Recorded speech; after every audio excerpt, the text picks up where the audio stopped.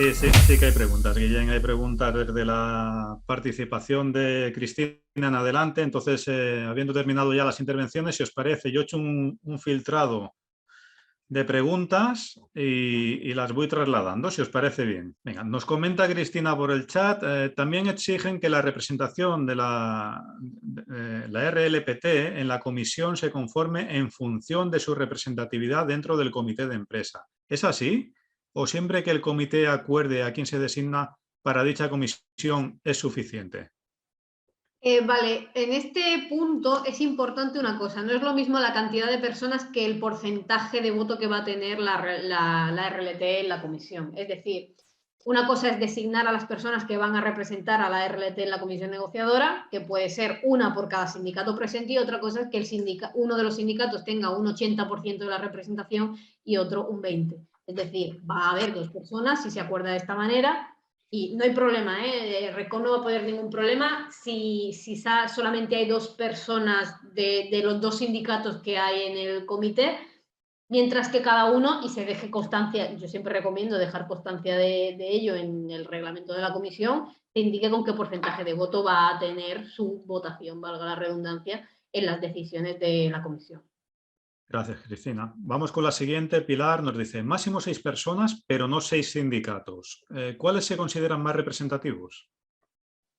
Los sindicatos que se consideran más representativos, por un lado, son los representativos de tu sector, y eso lo vas a ver viendo el propio convenio colectivo de aplicación, quiénes son los sindicatos que firman vuestro convenio colectivo. Y si no, como que nos puede ocurrir que esos sindicatos, si son además sindicatos más pequeños o no, pueden contestar antes o después. Siempre, y esto os lo digo con prueba de RECOM, de requerimiento de RECOM, sí o sí las comunicaciones a comisiones y a UGT. Es decir, independientemente del resto de sindicatos representativos, a lo mejor de nuestro sector en nuestra comunidad autónoma, vamos a hacer el comunicado a ellos porque tenemos que hacer el comunicado a ellos, pero sí o sí siempre comisiones. Perfecto. Vamos con la siguiente. Carolina nos dice, en el caso de comisión sindical o mixta, cada vez que se haga referencia a la misma en los documentos, ¿se emplean estos términos según el caso? No tienes por qué. Yo recomiendo que sí, sobre todo para que una vez RECOM vea el acta de constitución, sepa qué información está viendo. Es decir, si tú pones comisión negociadora y a lo mejor se te olvida subir el comunicado a los sindicatos representativos cuando no tienes RLT, RECOM te va a decir, esta constitución está mal hecha porque no has avisado a los sindicatos representativos. Que si adjuntas el comunicado, igual no te va a pasar nada. Yo igualmente recomiendo que sí, porque no nos cuesta nada y así estamos indicando exactamente qué tipo de comisiones. Perfecto. Nos pregunta Eva, ¿qué pasa si el sindicato no contesta o te dicen que sí pueden, pero dentro de 3 meses? Esto de los 3 meses ocurre y está ocurriendo cada vez más. Y estoy segura de que dentro de poco, en vez de dentro de 3 meses, dirán dentro de 6 meses.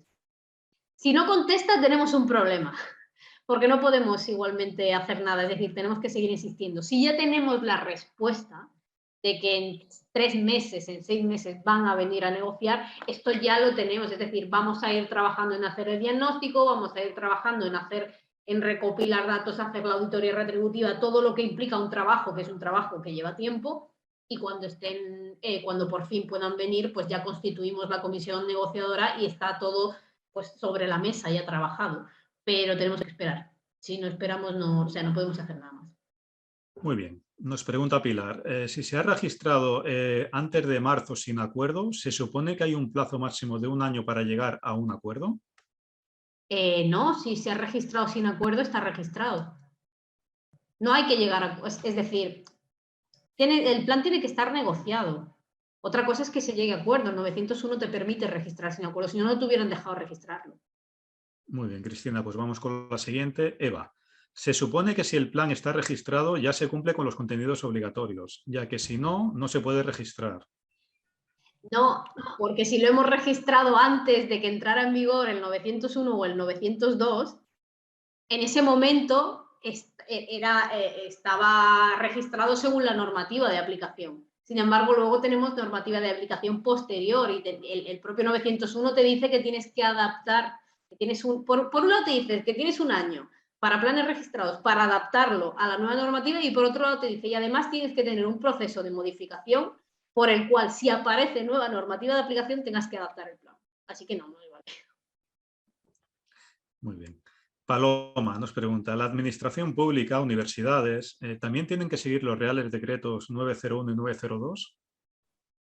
En función cuando se refiere a trabajadores, sí. Es decir, una cosa es, por ejemplo, un plan municipal, cuando es un plan que tiene en cuenta todo el municipio, por ejemplo, o un plan de convivencia en una universidad, y otra cosa es el plan de igualdad que afecta a las personas trabajadoras, que tienen una relación de trabajo dentro de la organización.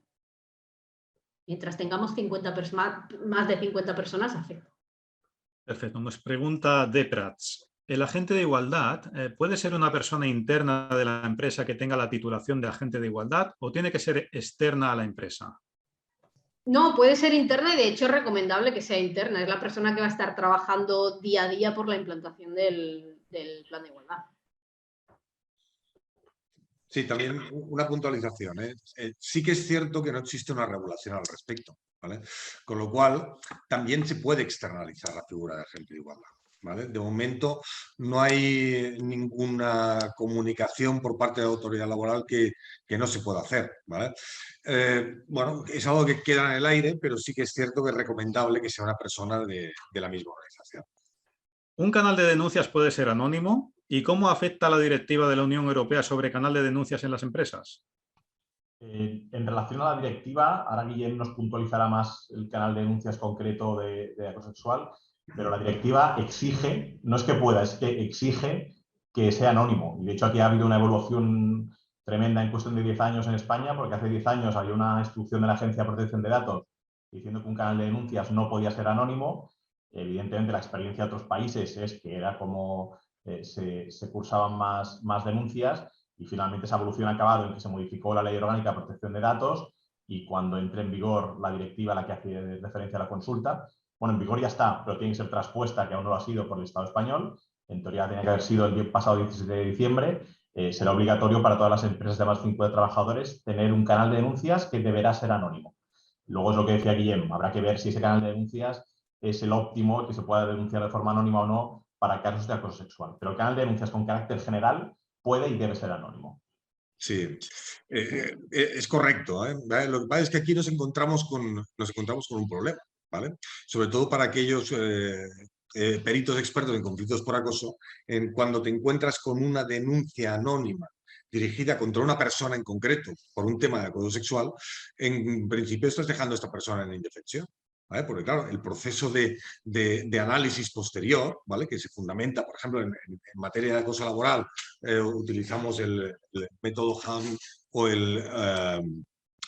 ¿qué otro método se utiliza, Cristina? Hay diferentes metodologías, bueno, es igual. En concreto, en materia de acoso sexual, todo va a depender de la percepción de la víctima. Tiene mucho que ver cuál es la percepción de la víctima. Claro, si tú vas a hacer un proceso de investigación y no encuentras a la persona que es la presunta denunciante, aquello no va a prosperar.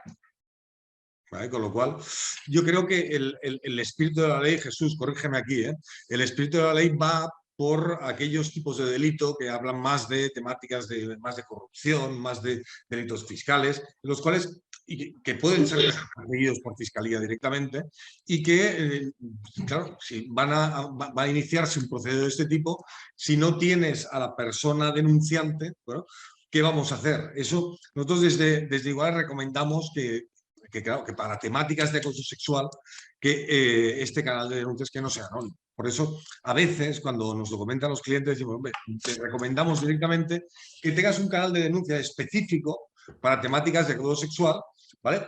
Primero de todo, para discernir si estamos ante una situación que puede ser considerada acoso sexual o no. Y con lo cual, tenemos que tener una persona que reciba la denuncia que tenga conocimientos al respecto. Y en segundo lugar, precisamente para no dejar y para no entrar en procesos de indefensión.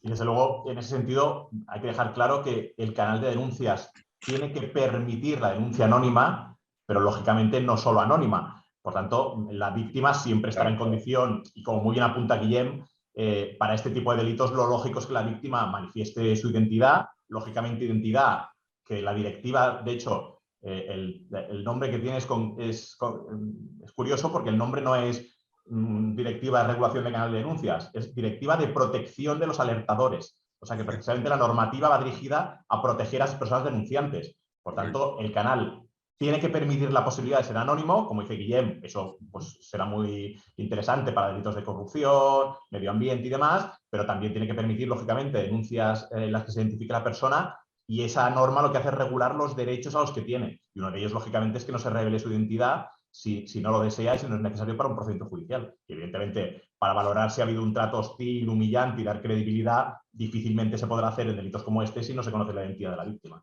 Perfecto, pues muchas gracias. Pues no tenemos más preguntas, si os parece bien lo dejamos aquí. Vale, perfecto. Pues nada, queremos dar las gracias a todas las personas que nos han acompañado esta tarde.